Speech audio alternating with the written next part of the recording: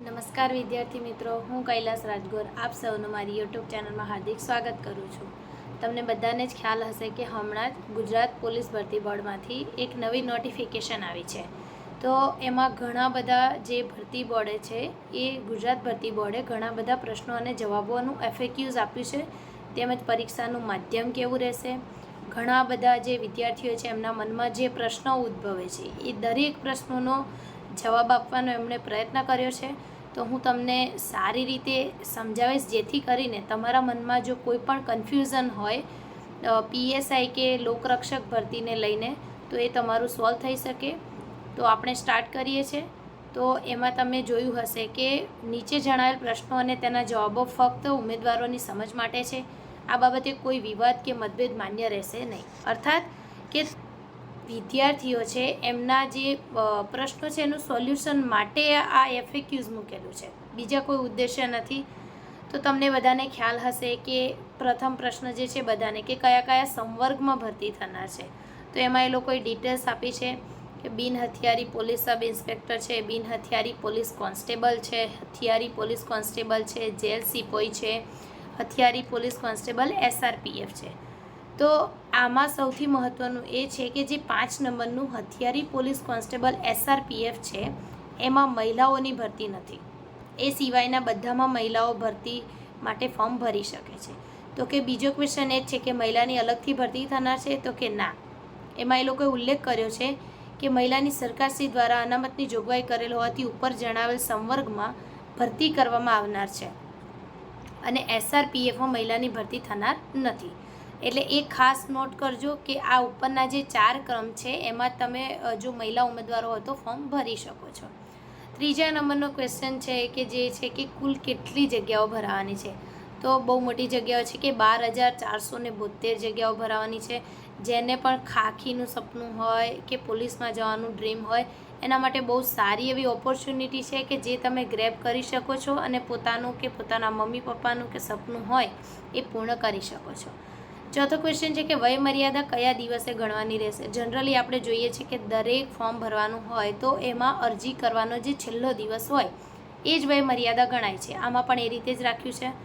પાંચમું છે શૈક્ષણિક લાયકાત કયા દિવસે ગણવી, તો એ પણ છે કે અરજી કરવાનો જે છેલ્લો દિવસ છે એમાં આપણે શૈક્ષણિક લાયકાત એ દિવસથી જ ગણવાની છે। તો વધારાની લાયકાત છે તો કે રમતગમત અંગેના સર્ટિફિકેટ છે, Rashtriya Raksha Shakti university / national forensic science university certificate, NCCનું C સર્ટિફિકેટ અને વિધવા સર્ટિફિકેટની લાયકાત કયા દિવસે ગણવી, તેમાં પણ સેમ આન્સર છે કે અરજી કરવાનો જે છેલ્લો દિવસ છે એ।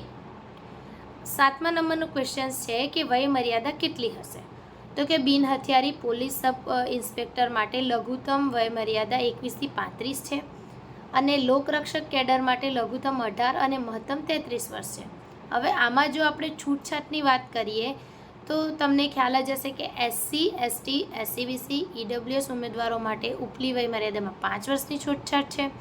તમામ મહિલા ઉમેદવારો માટે ઉપલી વય મર્યાદામાં 5 વર્ષની છૂટછાટ છે।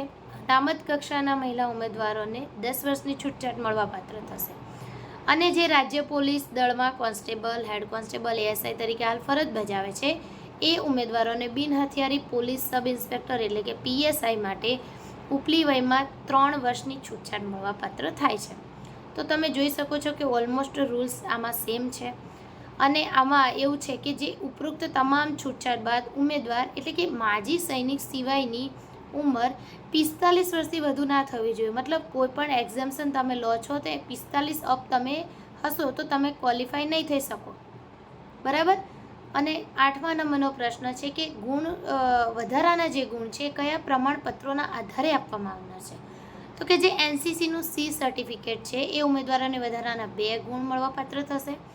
રાષ્ટ્રીય રક્ષા શક્તિ યુનિવર્સિટીનું જે છે તેમજ જે નેશનલ ફોરેન્સિક સાયન્સ યુનિવર્સિટીનું છે એમના દ્વારા આપવામાં આવેલ 1 વર્ષ અને તેથી વધુ સમયગાળાની કોઈપણ ડિપ્લોમા અથવા સ્નાતક degree, post graduation diploma, post graduation degree ધરાવતા ઉમેદવારને નીચે દર્શાવેલ વધારાના ગુણ આપવામાં આવશે। તો તમે જોઈ શકો છો કે PSI અને લોકરક્ષક માટે અલગ અલગ છે। જેમ કે PSI માટે 1 વર્ષનું હોય તો 5 ગુણ મળવાપાત્ર છે, જ્યારે એ જ લોકરક્ષકમાં 1 વર્ષનું હોય તો 3 ગુણ મળવાપાત્ર થશે। 2 વર્ષનું જો પીએસઆઈમાં હશે તો 9 ગુણ, અને 2 વર્ષનું જો લોકરક્ષકમાં હશે તો 5 ગુણ. 3 વર્ષનો જો કોર્સ કરેલો હશે તો 12 ગુણ પીએસઆઈમાં મળવાપાત્ર થાય છે. તેમજ લોકરક્ષકમાં 3 વર્ષનો કરેલો હશે તો 8 ગુણ મળવાપાત્ર થાય છે. તેમજ 4 વર્ષ કે તેથી વધારેનું જો હશે તો પીએસઆઈમાં 15 ગુણ એક્સ્ટ્રા મળે છે. તેમજ લોકરક્ષકમાં 10 ગુણ મળવાપાત્ર થાય છે. મતલબ થોડું જે ડિફરન્સ છે એ આમાં જોઈ લેવું કે લોકરક્ષકમાં કેટલા એક્સ્ટ્રા પોઈન્ટ્સ મળે છે અને પીએસઆઈમાં.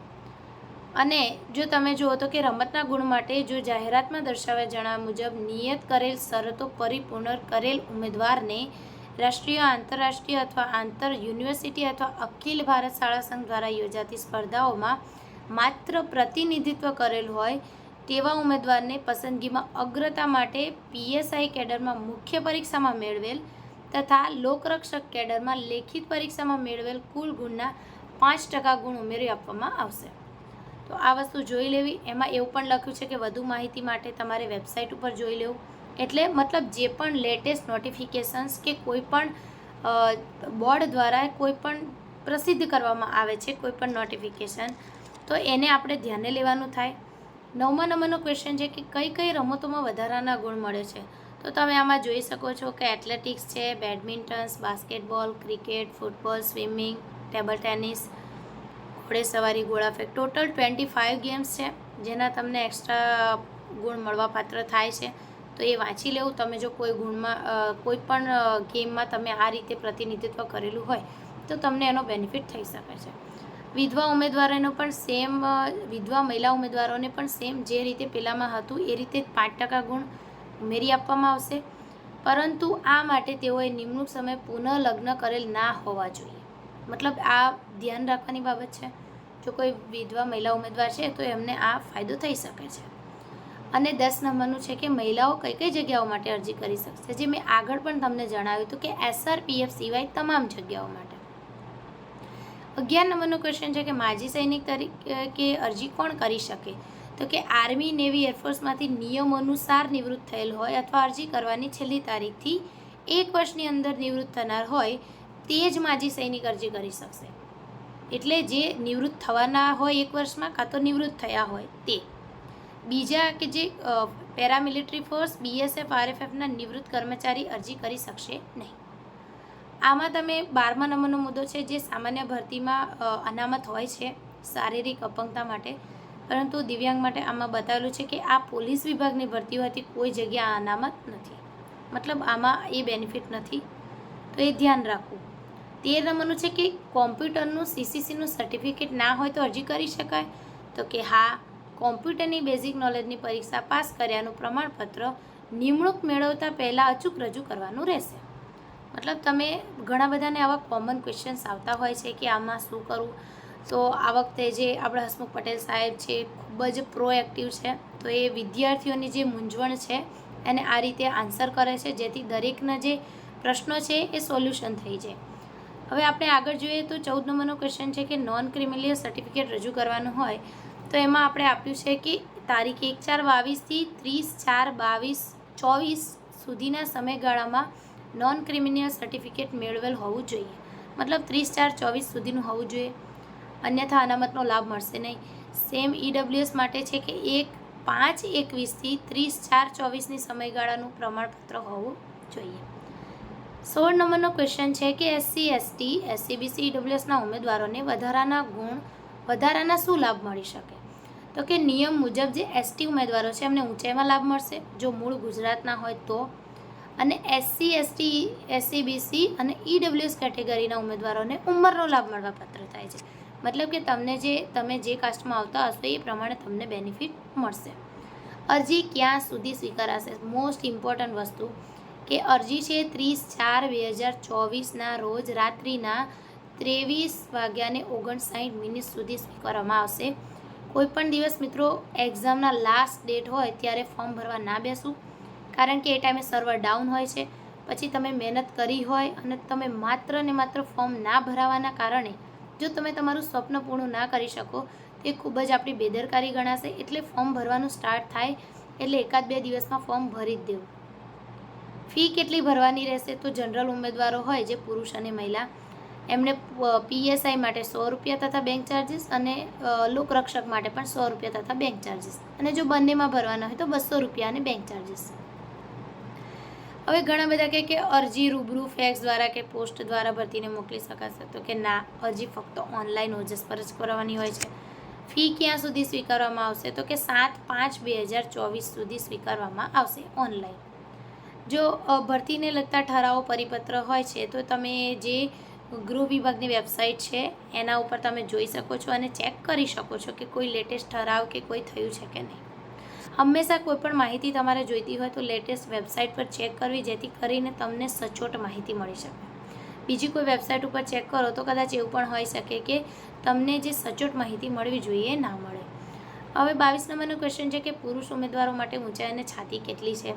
એમાં દર્શાવ્યું છે કે ઊંચાઈ છે મૂળ ગુજરાતના STના ઉમેદવારો માટે 162 સેન્ટીમીટર છે અને ST સિવાય માટે 165 સેન્ટીમીટર છે.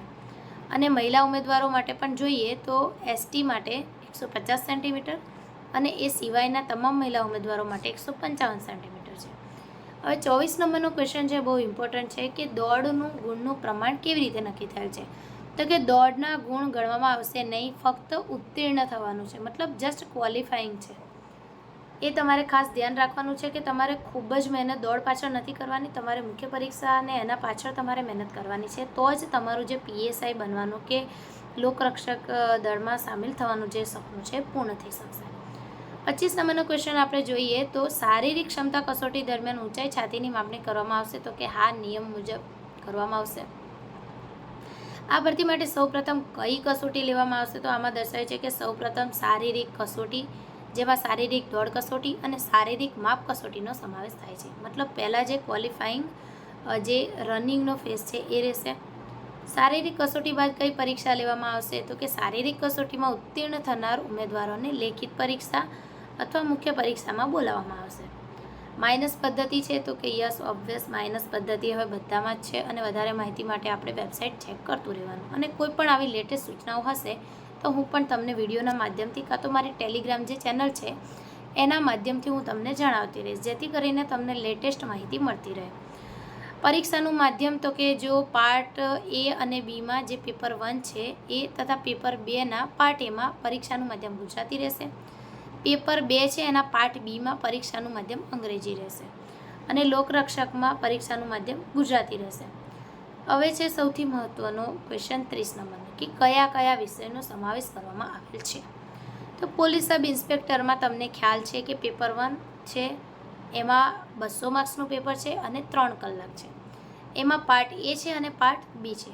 પાર્ટ એમાં તમે જોઈ શકો છો કે રિઝનિંગ અને ડેટા ઇન્ટરપ્રિટેશન 50 માર્ક્સનું છે, ક્વોન્ટિટેટિવ એપ્ટિટ્યૂડ 50 માર્ક્સનું છે, એટલે કે ટોટલ 100 માર્ક્સનું મેથ્સ અને રિઝનિંગ છે. હવે તમને ખ્યાલ જ છે કે કોઈ પણ એક્ઝામ હોય મેથ્સ રિઝનિંગ સિવાય આપણો બેડો પાર થયો નથી, તો હવે આને કર્યા સિવાય છૂટકો નથી. એટલે કોઈ પણ હવે ગુજરાત ગવર્મેન્ટની એક્ઝામ તમારે પાસ કરવી હોય તો તમારે મેથ્સ રિઝનિંગ પાક્કું કરવું જ પડશે. તો એના માટે તમે જે CCE માટે કે એના માટે જે સોર્સ રિકમેન્ડ કર્યા હોય તો એ જ સોર્સની તમે મેક્સિમમ પ્રેક્ટિસ ટ્રાય કરો, કારણ કે હમણાં પણ CCEના પેપર્સ પૂરા થાય છે તો હું ઘણા બધાને પૂછતી હોઉં છું. ઘણા કહે છે કે ટાઈમ ખૂટે છે, ગણિત આવડતું હોય છે પરંતુ ટાઈમ નથી હોતો. એવી રીતે રિઝનિંગમાં પણ તમે જેટલા સ્પીડલી તમે કવર કરશો તો જ તમે માર્ક્સ કવર કરી શકશો. પાર્ટ બીમાં આપણે જોઈએ તો પાર્ટ બીમાં ભારતનું બંધારણ છે અને પબેટ છે એ 25 માર્ક્સનું છે. તો બંધારણ માટે તમે ગુજરાતીમાં જો તમે કમ્ફર્ટેબલ હોય તો તમે યુવા ઉપનિષદ રેકમેન્ડ કરી શકો છો અને પબેટ માટે હું વિકલ્પ કોટવાલ સરની બુક વાંચું છું તો એ પણ તમે રેકમેન્ડ કરી શકો છો. અને હિસ્ટ્રી માટે તમે યુવા ઉપનિષદ વાંચી શકો છો. જિયોગ્રાફી માટે તમે યુનિવર્સિટી ગ્રંથ નિર્માણ બોર્ડની જે બુક્સ આવે છે એ ખૂબ જ સારી ઓથેન્ટિકેટ બુક્સ છે તો એ ફોલો કરી શકો છો. કલ્ચર માટે જો ગુજરાતનું કલ્ચર હોય તો એમાં જોરાવરસિંહ જાદવ સરની બુક છે અને યુવા ઉપનિષદની બુક છે એ તમે વાંચી શકો છો, જે 25 માર્ક્સનું છે.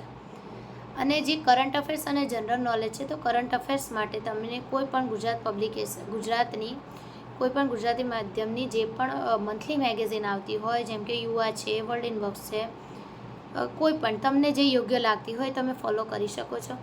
જનરલ નોલેજ માટે તમે ડૉક્ટર શહેજાદ કાજી સરની જે બુક આવે છે એ ફોલો કરી શકો છો. એન્વાયરમેન્ટ માટે પણ યુવાની બુક છે, વર્લ્ડ ઇનબોક્સની છે. સિલેબસના જે હજી ડિટેલ સિલેબસ આવ્યો નથી, એટલે ડિટેલ સિલેબસ આવશે એટલે આપણે એ પ્રમાણે વિડીયો બનાવીશું કે ડિટેલમાં કયા કયા ટૉપિક કઈ કઈ બુકમાંથી કવર થાય છે, તો એના આધારે આપણે પછી નક્કી કરી શકીએ છીએ. અને ઇકોનોમિક્સ છે તો એમાં પણ તમે બેઝિક કરો. ઇકોનોમિક્સ, સાયન્સ ટેક, એન્વાયરમેન્ટ આ એવા ટૉપિક છે કે એમાં મોસ્ટલી કરંટ રિલેટેડ જ એ લોકો પૂછશે, તો એના જે કરંટમાં જે ચર્ચામાં હોય એ મુદ્દાઓને ધ્યાનમાં રાખવા.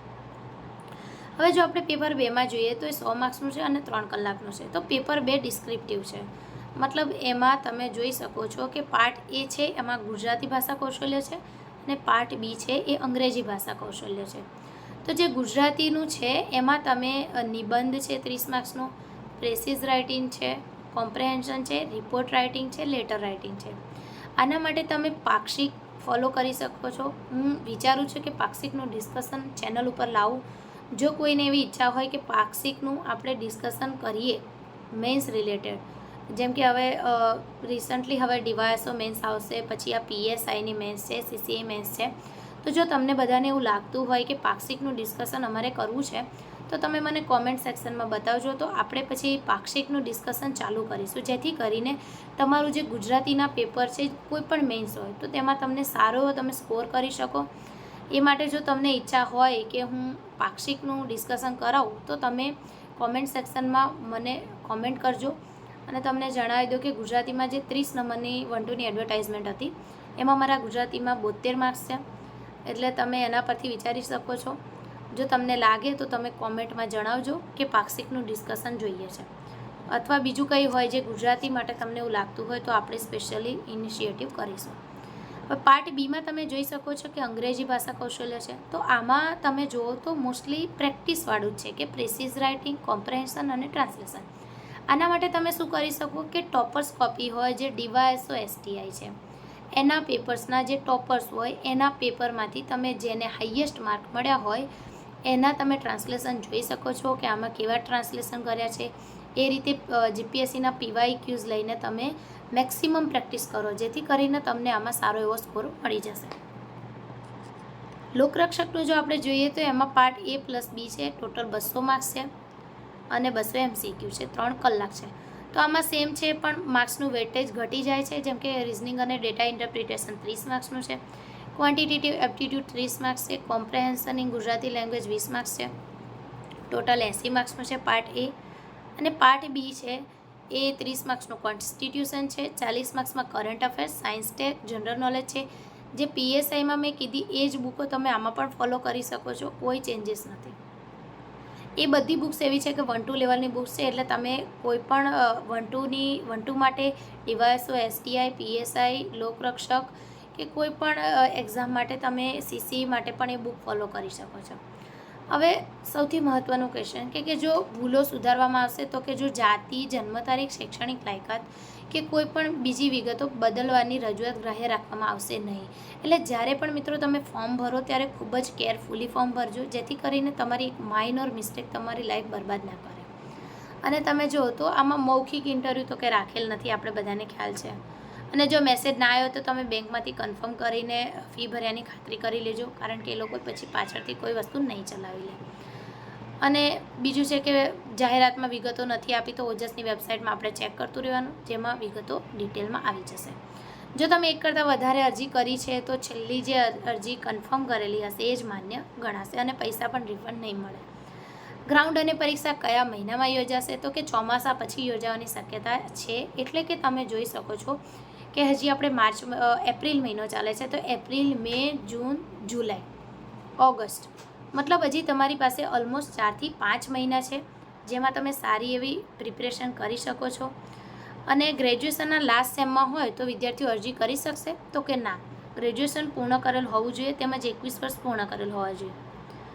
તમે જુઓ તો 38 નંબરનો ક્વેશ્ચન છે કે પરીક્ષા ઓનલાઈન યોજાવાની છે કે ઓફલાઈન, તો કે પરીક્ષા ઓફલાઈન યોજાવાની છે. માર્કશીટ સુધારા માટે આપી હોય અને ના આવી હોય તો ફોર્મ ભરી શકાય, તો કે હા, તમે ફોર્મ ભરી શકો છો. 12માની માર્કશીટ મુજબ નામ અપલોડ કરીએ ત્યારે આઈડીમાં અલગ નામ હોય તો કે જે તમારું ધોરણ 12 અથવા તેને સમકક્ષ પરીક્ષા હોય એની માર્કશીટ મુજબ જ તમારે નામ લખવાનું રહેશે. બાકીની વિગત છે પરીક્ષાના કોલ લેટરમાં જણાવવામાં આવશે.